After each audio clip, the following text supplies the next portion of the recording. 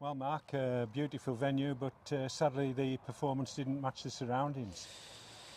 We did first half. I thought we were really good first half. I thought we even, 11v11, we were in control of the game. We've had a fantastic chance in the first minute through Riggy. We've then got a Stonewall penalty with Riggy turned down. We've then got Any feedback on that from the no, officials? no. But it's one of them where it's that Stonewall. Riggy's nicked the ball past him and the defender brings him down. I don't know if it's because it's on the edge of the box and going away that he feels it's not, but I think 99 times out of 100 that's a penalty. Well, we were sat high in the stand and everyone around us thought, definite. So Yeah.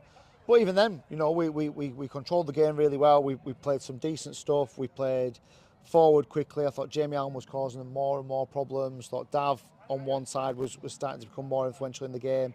And then there was a flashpoint with the red. what was your view on that? I mean, it's dangerous, isn't it? Because it's so reckless, dangerous, aggressive, that you're giving the referee a decision to make. Yeah. And I was really pleased with our reaction, actually. I was really pleased that we took the chance to get on top of them then, and we carved out a couple of good chances.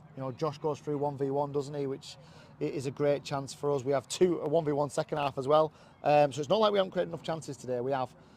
But what we've done is everything we said at half-time was about maintaining that intensity. And did that drop? I think we overplayed. I think we overplayed. I think we were happy to keep the ball in our defensive third, but what you're doing then is, if you're passing it from centre half to centre half, to full back to centre half to hold a midfield player under pressure, you're giving a team that have nothing to lose, you're letting them get on the front foot, and we spoke at half-time at length about keep them under pressure. Score that second goal first, because that kills the game, but keep them under pressure, keep them in their own final third, ask them questions, make them defend, and you're not going to do that when you're passing it here, when you're not going between the lines, you're not exploiting an overload. And then we spoke about guarding against a mistake that could lead to a corner or a set piece where you could come undone. That's exactly what's happened. We have a 7-minute spell where we go from 1-0 up to 2-1 down, all because of our own doing. So we overplay on the first one, which gives them territory. They then get a throw in and a corner. We then concede the first goal. Then we're shell-shocked and we can't recover from that mentally for 5 minutes or so. Then they get a long throw and we don't defend a long throw. Well, I will come out there and I'll defend players every day of the week, but there's certain things that you have to do better. And there's enough experienced players out there to know, at times, just clip a channel. Just clip a channel, turn them round, get your Joshes and your Davs, get them up the pitch, make them kick it out for a throw-in, because everybody does in this league. Then establish possession, then establish it in a high area of the pitch. Because all we've done today is prove that we can't play out from the back, because on a sticky pitch, on a warm day, so basic errors. So, yeah, individual errors, and we've got caught on them, but who's not going to catch you out? What my issue at the moment is when we're getting errors from other teams, we're not punishing them, we're not being clinical or ruthless enough. But let's have it right, to turn a 1-0 lead against 10 men into a 2-1 defeat is not good enough, and we have to accept that. The goal was, I'm sure that pleased you, a set piece routine we've tried several times, and it worked a treat this afternoon. Yeah, we've been working with it. We've been working on different variations of it. It works when everyone does the jobs and everyone complies with what we need them to do. I thought it was well executed, as we say, but I mean that's probably one of the harder chances we've had today. You look at, again, two for Riggy at the start, Josh's round the post, Noz's at the end, Brad Hubbard's, which is blocked at point blank range. We could have won 5-1 and 5-2, sorry.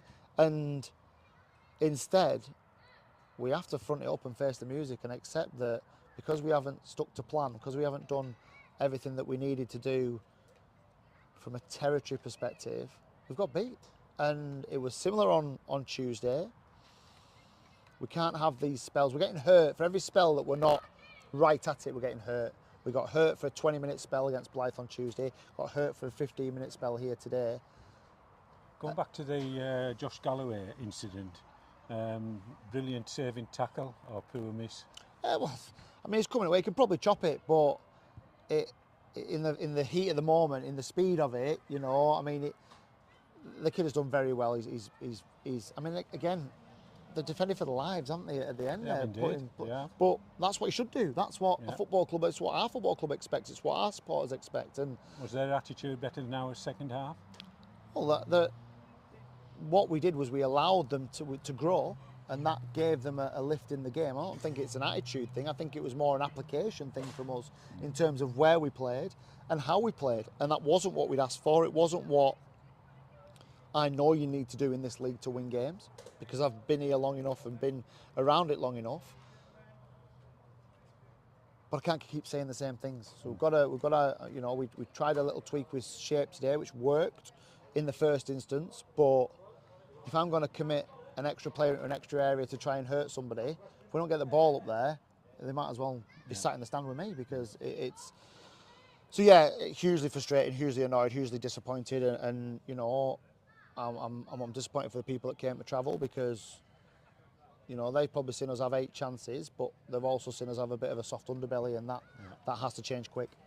You used quite a few subs. Is there any issues injury-wise? Well, yeah, we need to see how bad Riggy's is. It looks like it's not going to be great. We have to see how